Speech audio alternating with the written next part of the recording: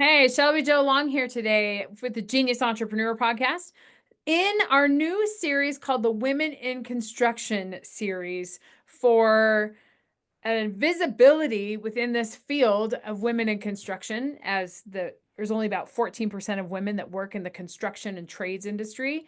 We're hosting a conference in May, and I'm trying to bring together the top voices in the industry to talk about these challenges.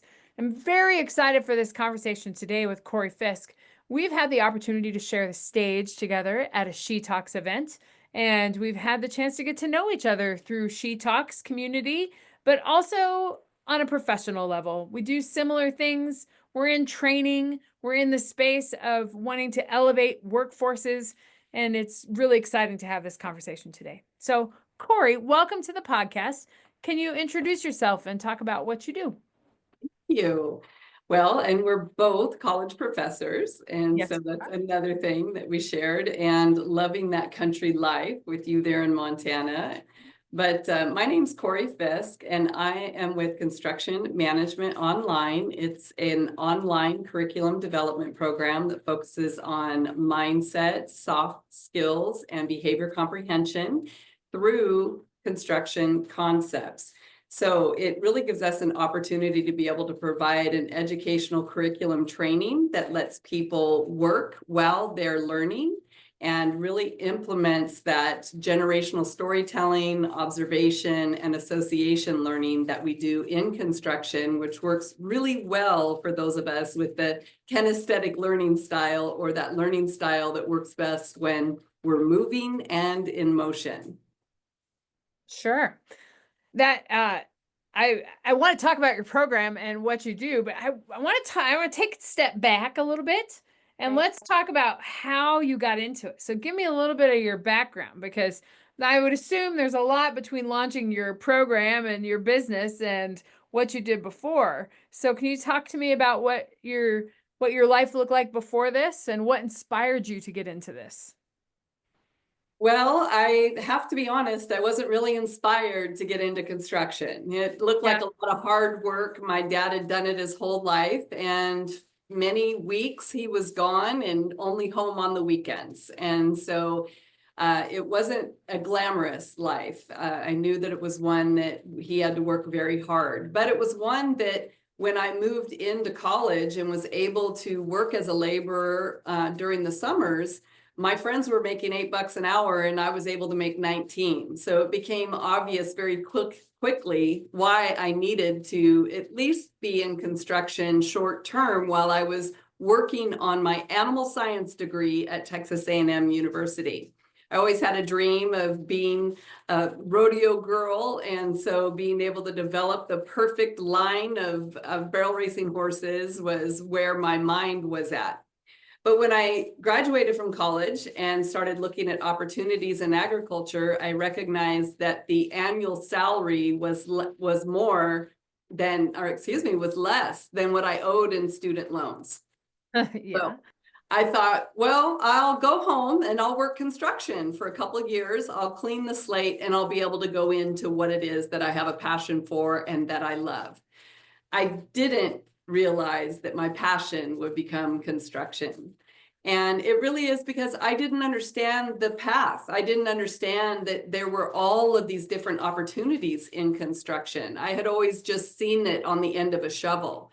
But when I went to work for 2 years for McCarthy Brothers as a laborer, there was a Texas A&M alumni who was the head of the project, and he heard that I had graduated. And so he drove for 4 days, grabbed me out of the field and brought me in as a field engineer and showed me what construction management was. And so because I was already familiar with the terminology and the type of atmosphere of being in construction, it was an easy transition for me. And I fell in love with it. And so I really focused on doing construction management for many years. And then life happened and I got married and started thinking about having a family, and construction didn't make it easy to be a corporate woman in the construction industry. I needed to be at work on the job site early, and being there with my children was going to be important. And so I went into teaching. So when I went into teaching, I got my master's in curriculum and development and started teaching at the local community college. And I didn't have any formal teaching experience. And so constantly, these guys that had been in construction for 20, 30 years were coming into my classrooms like, we don't do that on the job site, that's just in the textbook. And I'd be like, well, that's what it says here. So this is what the test is on. And it was this constant friction until I recognized that it really is about facilitating information. And then I started to appreciate the position of a construction manager even more after teaching it and really being able to break it down and understand what construction management was all about and focusing on communication, facilitation of information. It is important to know construction, but you don't have to know everything in order to be a construction manager. So there are different entry-level points that made it possible for me to be very good at my job by understanding processes, systems, and procedures, and then being better at it the more construction knowledge that I was able to pull under my belt. And so then COVID happened, which kind of changed everyone's lives. Yeah. And I wasn't sure if I was going to be able to continue teaching in the formal teaching atmosphere that I was in. And so I created construction management online.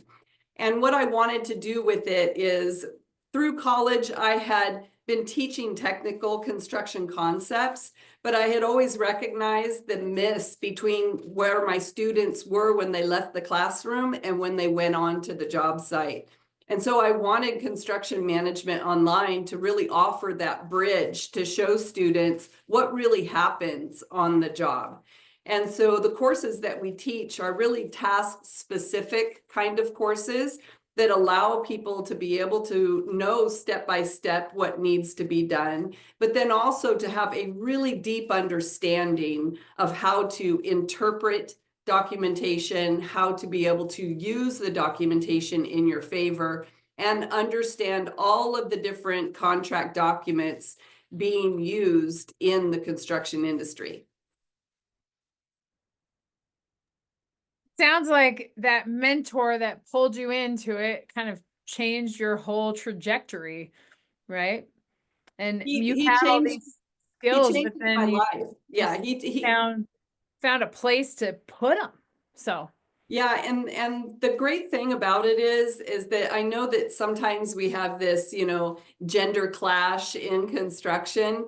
All of my greatest mentors have been men, and they've sure. been men who've been able to see the value in bringing someone on, whether they're a woman or not, and focusing on the skill sets that we bring and offer to the job. So I had one female mentor who was beautiful, elegant, intelligent, strong, but I didn't get to be around her as much as I did my construction colleagues. Why do you think, because you've been in the construction industry for quite some time, you're a teacher, you have your own program. Why do you think it's not something that women, because I don't have a similar background, but like I grew up on a farm and I didn't want to continue in ag, but I grew up on a farm. I was on a fire crew. Like I'm used to getting my hands dirty and taking my boots off at the door because you don't want to bring all the mud inside, right? So I'm used to that kind of world, and it's but why do you think that, just generally, I mean, there's only 14% of the whole industry that is women. So why do you think it's something that we don't think about? Well, I don't think it's It's a big unique. question, but Yeah, I don't think it's unique to construction. I mean, the world has been male dominated forever. Actually, I call it male majority. There's more males in different industries. Women have been dominating men since the beginning of time when we made Adam eat the apple. So I consider women to be just as strong in different areas than men. sure. The difference is in construction is I think the physicality of it. There's certain things that I'm not going to be able to lift that a guy's going to be able to lift. but intellectually, problem solving, critical thinking, we do things differently. So women have an opportunity to be a little bit more multitasking and out of the box thinking, where men are typically very linear and very black and white box thinking, which is very good for construction because it keeps the focus and it keeps productivity and efficiency as the number one measurement in order for them to really have an understanding of what was accomplished during the day.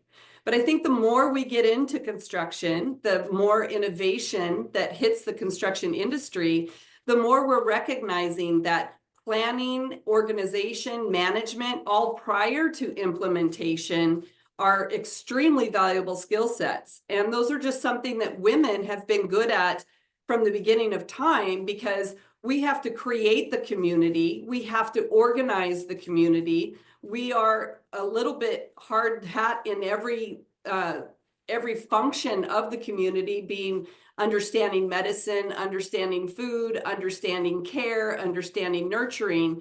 And so it's kind of like we take care of all the general stuff, and then that traditional role of men is really focusing on the production. Yeah. But I think just like firefighting or just like corporate world, we go towards what we're familiar with. And in my case, my dad was a construction worker and my mom was a teacher. I didn't know I was going to be a construction teacher, but I Right. was led to construction and I was comfortable in it because I was familiar with it. And Yeah. getting away from working in the garage with dad or working out in the garden with mom has pulled us even further away from Sure. really understanding our capabilities of being able to move into an industry like construction. Yeah. I I think that's a it's we're gonna have a really good discussion about that and panel about that, because I think that's a it's a challenge for all the trades, right? Like people are not necessarily going outside and or they're not gardening and they're not doing those things. And so and there's already a lower amount of people going into the trades and there's so much work to be done, but there's not enough labor force to do that.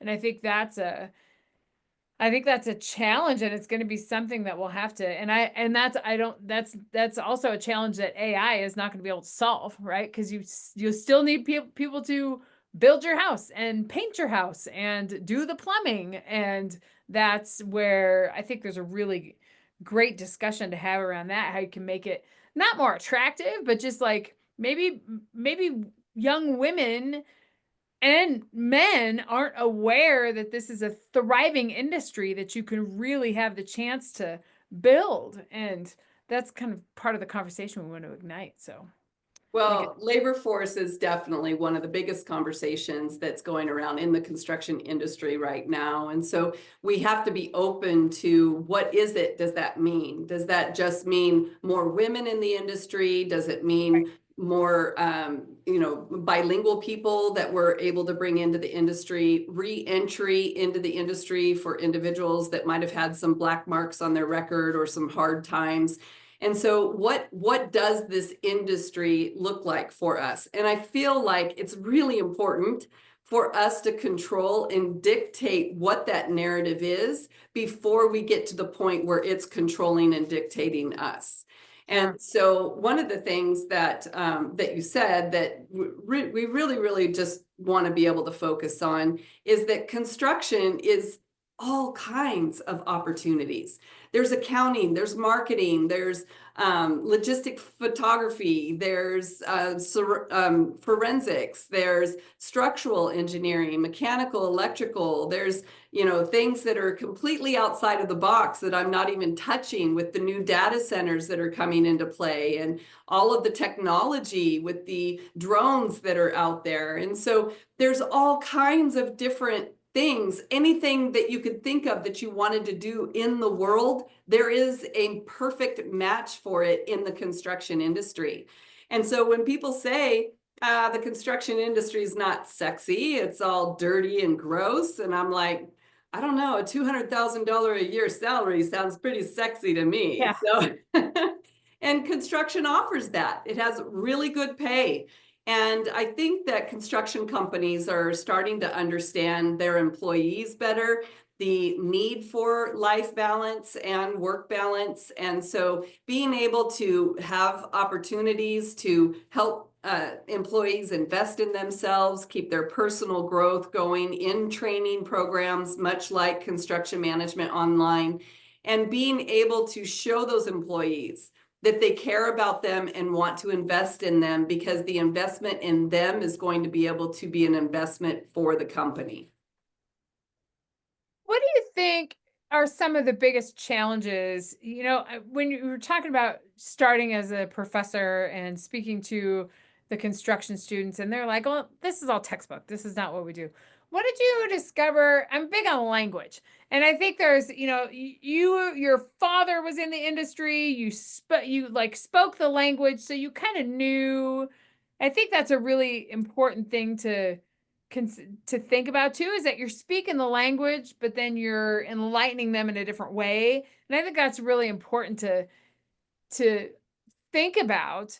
But what have you discovered as some challenges in communication in the industry? Because working with so many different people and working with different generations, like the college students are not their supervisors, so it's just, have you discovered, what are the biggest challenges you've discovered in that space? Yes, well, it definitely has a colorful language. And so what I do is I liken it to being on the playground when you're a kid, when you're on the basketball court and you come down with a rebound and somebody elbows you in the face and you cuss them out like a trucker and just are ready to go fist to fist with them. And then the site supervisor walks over to the playground and all of a sudden you're all talking like a bunch of princesses that just came from the tea party, right? I mean, it's like being able to know and understand how to switch that language in a way for all the different diverse individuals that we deal with in construction. It could be anyone from a laborer in the trench who you do not want them to feel as though you're talking down to them, but being able to talk to them about the work that needs to be done that day, all the way up to an executive director of a finance board who's funding your project. And so that's a huge diversity that you have to be able to switch your language. You Sure. also talked about the different generations. There's over 5 different generations in the construction industry. That means that when I say, oh, that looks cool, it can mean something totally different to one of the other generations. And so even the words and the definitions and being very specific about how we say things and what we say is so important, because construction hasn't always been consistent about the way we talk about different documents and different systems and procedures in the construction industry. So you could be on one job and it's a PCO and go to another job and it's a CPE. So these are all things that we're going to struggle with in the communication. We now have another communication language barrier, which is having individuals from a Spanish speaking background who don't have a lot of English, who are very good workers, but because of the disconnect between them and their supervisors, not only is the collaboration of work difficult, but their safety is at risk by not being able to be on the same page. And then with men and women, there's a communication barrier, and it really is, it's really in everybody's mind. I think we communicate with each other every day outside of construction, in the store, in our homes, everywhere else. We can do it on the construction job site. I think that it becomes, our egos get involved, and sometimes we get a little bit defensive or protective about certain things. And so it makes it difficult to just be able to be equal and respectfully equal to each other. This is really hard for women because we're constantly having to prove ourselves while we're on a job. And so having to prove yourself means that you don't want to not know what it is that you're doing. So sometimes you might be performing things that you don't have full clarity on. And men don't necessarily use a lot of adjectives when they're explaining how to do things. And so just that dynamic in itself can have some confusion that happens on the job site. And then I would say one of the other big things that we have in construction, other than the workforce issue, is the different entry levels into the construction industry. It's almost as if I have divided it into two sections and called it site and office. But even on the site, there are different rungs of the ladder that have distance between them in order to really be able to communicate with each other. So the equipment operators might look at laborers different than laborers look at themselves, type of thing. But when you have a project manager come out to the job site, then there's a feeling around that person being out there that, you know, they're going to pick something apart, or they're going to blame you for something, for the job having delays, or, you know, it's going to be put on you. And I think the biggest issue is not really understanding what everyone else is responsible for and what everyone else is doing. Because it's very easy for a superintendent to see a project manager come out to the job site and believe that that project manager has nothing better to do than just to come out to the job site. And at the same time, all the superintendent's doing is sitting in his air-conditioned truck, you know? So if you work on both sides of the fence on either of those, you know that that superintendent is in there trying to catch up on his dailies for the last 3 days because he's been taking care of fires for the last 4 hours on the job site. And you know that the project manager is upset about having to be out on the job site because they have phone calls and emails that are piling up back at the office. So there's just this misconception of, you know, your job's more important than my job, or my job's more important than your job, instead of just recognizing that they're different jobs. And that's why we're all there, because you can't complete a job successfully without every single person involved, regardless of what level you think that that person represents. Sure. It's the tried and true roles and responsibilities discussion and working as a team. Yeah. It's just taking those principles. It's not just taking them, but it's taking those principles and really applying them in that space. That's exciting. So, Cory, tell me what's next for you. You've got this online program. Tell me what you're envisioning for the future of your business. Is it expanding the program? Is it getting into more consulting? What do you see as your vision? Well, I always provide consulting because it allows me to keep my toe in the water, so I feel relevant and able to keep up on the current information. I have always been providing the 3 different programs, 8-week programs and 12-week programs, in order to be able to support the growth of construction managers. But we're really getting a robust library of resources in our Skill Builder membership, which is a monthly membership that allows companies to be able to sign on and have task-specific mini courses for the people that are out on their job sites. So for instance, if they have an intern or an apprentice who is told to shadow the superintendent, and they show up on the first day of work and the superintendent takes them around, shows them the site for the first hour, and then the superintendent has to focus on the work that the superintendent has to do. So they'll send the intern or apprentice into the trailer and say, you know, go fix a submittal, go put a submittal together. Well, these classes will help them understand first, what is a submittal? What are the different components of a submittal? Why is it important? And here's how you're going to put it together.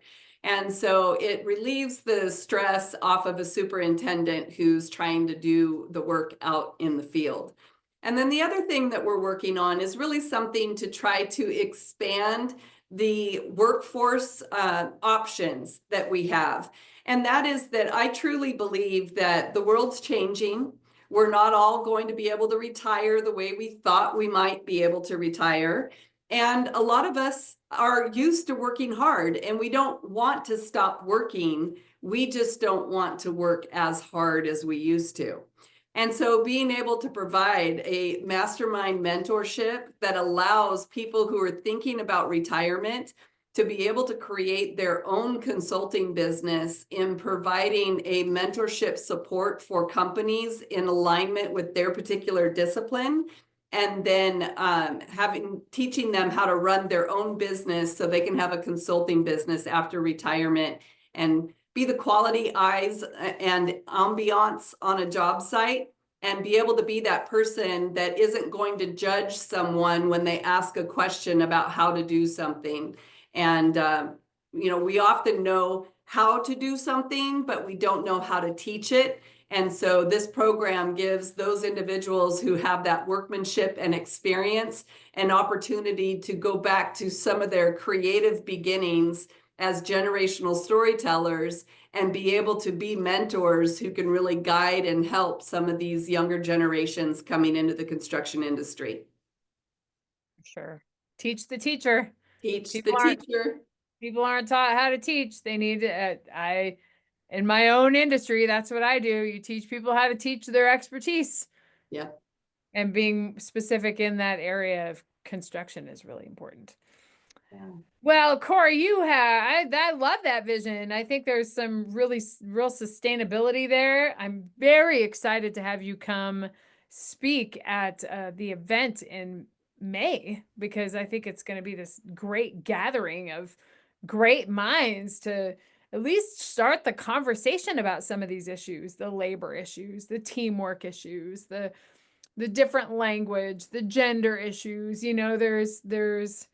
We can't start it without a conversation. So Yeah, no, I'm excited about it too. The more opportunities that we have to be able to showcase this and get it out there and let young women know about the opportunities in construction, but also to have men there to be able to really show them these skill sets that women have that are going to be able to really excel and take their companies to new levels, I think is going to be really important. And being able to have men supporting women is going to be an important part of the growth of women in the construction industry. But I'm sure that it's going to be a great event. I'm really, really excited about it. it's going to be fun. We're excited about it. Well, Cory, what to kind of finish things up, where can our audience find you? So they can definitely find me on LinkedIn as the CM expert, but then you can also find my YouTube channel at CMonline . And then you can go to my website at www.constructionmanagementonline.com. Yeah, tons of resources, a true expert in the area, and I'm thrilled that you're in my network. I think it's going to be Good to see you again. Yes. Yeah, I'm excited to continue this conversation. This is an idea I had when I was sitting around the table with my girlfriends in Missoula. They're all in construction, so let's make it happen. We're going to. I'm excited. Yeah, well, we'll look forward to connecting in the future, and I very much look forward. And our site for the construction Women in Construction She Talks event is out soon, and we hope to inspire the audience to be a part of this conversation, because we need people to be involved. So Yeah, absolutely. We want to hear everyone's story of how they got into construction. absolutely. And to all you listeners out there, if you are interested in the Women in Construction event or anything to do with consulting or monetizing your genius, feel free to reach out, because that's what we are about, is continuing the conversations, throwing big parties to talk about how to make this event really come to life, and just celebrating where we're at. So I'm thrilled to be a part of that. So to all your listeners, thanks. And next time we will continue telling the stories about these amazing women in construction that are going to change the future of the construction industry. We'll see you next time. Thank you.